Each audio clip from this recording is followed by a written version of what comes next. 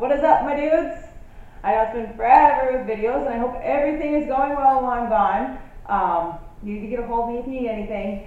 And by the time you're watching this, I'm going to be all gimped up with money. Actually, I'll probably be having surgery while you're watching this. How cool is that? So let's get to it. This is going to be on lesson 3.2, relations and functions. So you remember that on Friday, we graphed some stories. Well, we are going to be working towards graphing. We're going to be working towards graphing functions. And you'll find out today that functions are relationships. And so we graphed relationships. We graphed the relationship between speed and time, and distance and time, and elevation and time. So let's talk about what all these things are. Let's talk about what relations and functions and all this stuff is.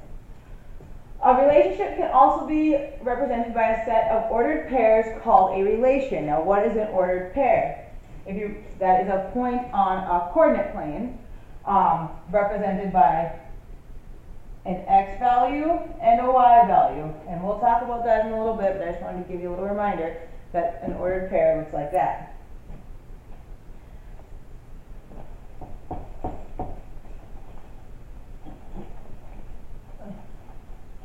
My board is not working out for me today. I think it's kind of cold. Didn't want to take notes today. I'm sure you don't either. Okay. So let's talk about a relationship. In the scoring system of some track meets, for first place you get 5 points. For second place you get 3 points.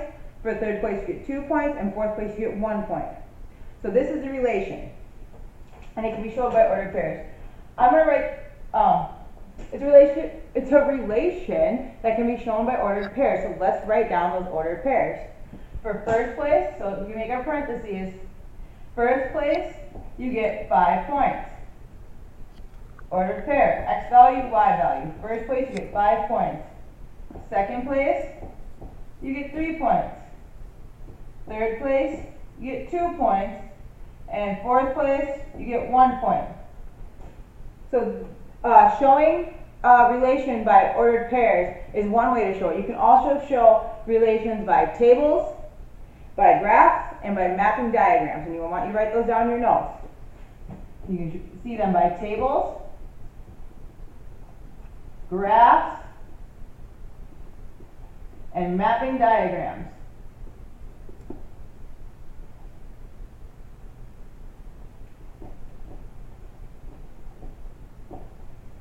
So that is the other 3 ways that you can show relations. So let's look at number 1. Okay, so number 1 tells us to express the relation 2, 3, 4, 7, and 6, 8 as a table, as a graph, and as a mapping diagram. So let's look at our table first. And when we talk about expressing relations as tables, I will often refer to them as XY tables, because we're going to have an X column, or we're going to have a Y column.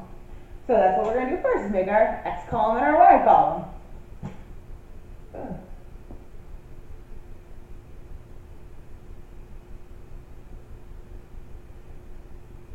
So you can just make a table. I'm going to label this column as X and this column as Y. And when we talk about ordered pairs, so let's talk about the ordered pair of 2, 3.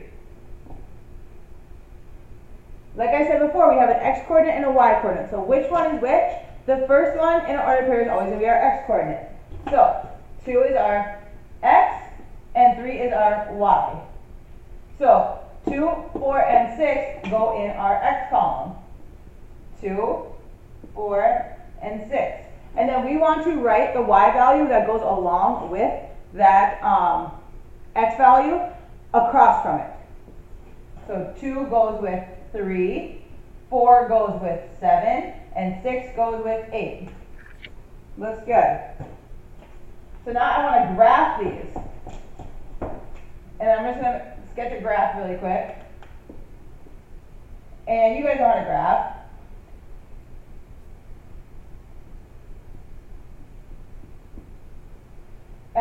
The horizontal axis, that's our x-axis. And the vertical axis, that's our y-axis. So for 2, 3, I'm going to go over 2 on my x-axis, and I'm going to go up 3 on my y-axis. So I'm going to go over 2, and then I'm going to go up 3. And I'm going to make a dot. And that is point 2, 3. Make sure that we're labeling our points, because that's very important, because especially in the early stages of graphing, it's hard for me to tell sometimes what points you're graphing unless you label them, because even though you think that you put them in the right spot, it might be kind of hard for other people to tell, because we're still pretty new at graphing, right? Okay, 2, 3, and then I'm going to do 4, 7, so I'm going 1, 2, 3, 4, and then up 7. 1, 2, 3, 4, 5, 6, 7. Go right there, and that's 0.47. And then we'll go 2 more over, 6, 8. 6, and then 8 up here, and that's going to be 0.68. See, like, without my lines, I mean, I just kind of had a guesstimate, so it's kind of hard to tell what points I have for sure, so that's why it's important that we label our points. Alright, so that's as a graph. And now let's see it as a mapping diagram. I'm not a huge fan of mapping diagrams, but you do need to know them, whatever. So a mapping diagram basically is like almost like a XY table in a way. So you make an X column and a Y column, bubble thing. Ooh, it's ugly. And then we put our X values down here, 2, 4, 6.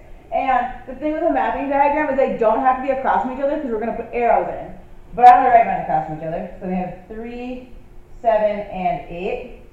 And then with a mapping diagram, you have to say that 2 corresponds with 3, 4 corresponds with 7, 6 corresponds with 8. And you have to put your arrows in there to show which one goes where. Alright? So the next thing I want to talk about now is domain and range. And domain, those are your first coordinates in your XY pair. So we'll write that there.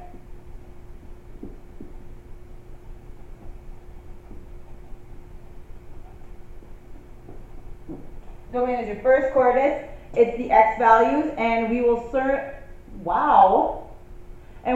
soon learn that domain is also considered your input. So make sure you write those things down too. They're your first coordinates. Domain is your X values, and domain is also your input. And we'll talk about input a little bit later in this lesson, or maybe it's the next one, I don't remember, but it's one of these two. Okay. And then range.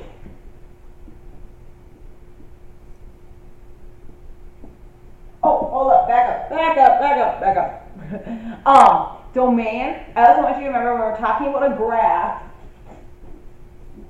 domain, since it is your X values, you need to think of the X axis. Domain is horizontal, it covers your X values.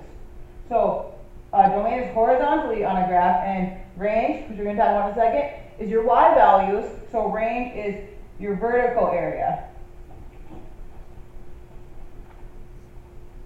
Range, like I just said, is your Y values. It's your second coordinates.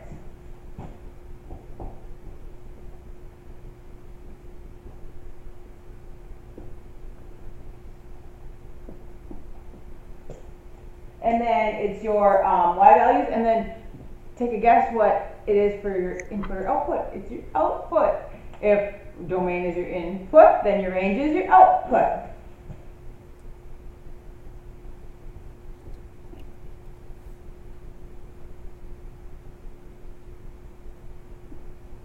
And okay, so if we look back at that track meet data again that we talked about a few minutes ago, we had these coordinates, 1, 5, 2, 3, 3, 2, and 4, 1. So I want to talk about the domain and range of that. The domain, like I said, is the X values. It's our first coordinates. So let's write the domain down. When you write the domain, there's a couple different ways we can write it. And the first one is we're talking about specific points. We write it with set. We write it in a set. And a set looking like that. I'm not very good at writing those yet, so some squiggly little things, that's like a set. And so we need to write down our X. We have 1, 2, 3, and 4. And close your set. And then for the range, those are all our Y values. 1, 2, 3, and 5. Okay, so that's the domain and range of this information. Okay, so let's talk about finding the domain and range of a couple different situations. This one here, I want to find the domain and range of this relation here. And so the domain is all of our x values. Domain equals x values. And let's figure out what these 2 points are. First of all, we have 1, 2, 3, 4. So this is point 1, 4, and this is point 1, 2, 3, 4, 5, 5, 1. And when we look at those, what are our x values? It's 5 and 1. So our domain is all of our x values, so our domain goes from 1 to 5. Our range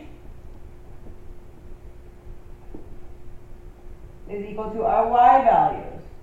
I can't write, you guys. So our range is our y values, and what are our y values? They are 4 and 1. So our range goes from 1 to 4. And now we can write this with inequalities. And do you notice that up here, I try to make it a point to have closed dots there and not open. So that means that 1, 5, 1, and 4 are all included. If they were open dots, it would not be included. So if I want to write these in inequality, how do I show on a number line from 1 to 5? If you remember, that's where we use compound inequalities. So I can say that for our domain, x is greater than or equal to 1, but it's less than or equal to 5. So this right here is our domain. Our range, I can say that our range, that should be a y. Y is less than or equal to, or is greater than or equal to 1, but it's less than or equal to 4. And that right there, my friends, is our range. Okay, here's our second one. And we need to give the domain and range of this one. And as you remember, with the mapping diagram, the first column is our x column and the second column is our y column. So our domain is our x value, so our domain, and since this is just points, I'm going to write this in a set. So I'm going to make my set, and my domain is going to be 6, 5, 2, 1. Okay, and my range, my y value is going to be -4, -1, and 0. Simple enough. I want you to try to do that with a table now.